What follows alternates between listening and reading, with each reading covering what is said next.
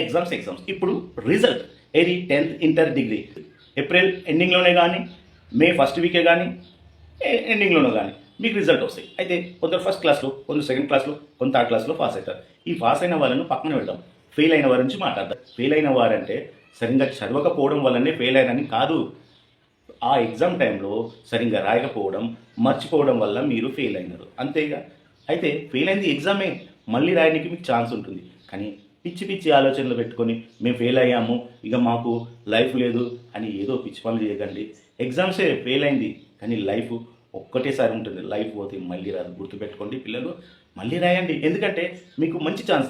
ఏ subject అయితే fail అవుతారో ఆ సబ్జెక్ట్ మీకు తెలిసిపోతుంది. ఈ సబ్జెక్ట్ ఫెయిల్ అయ్యారు, ఆ సబ్జెక్ట్ గురించి బాగా చదవండి, మళ్ళీ రాయండి, ఎగ్జామ్ పాస్ అవుతారు. ఏం లేదు, సింపుల్.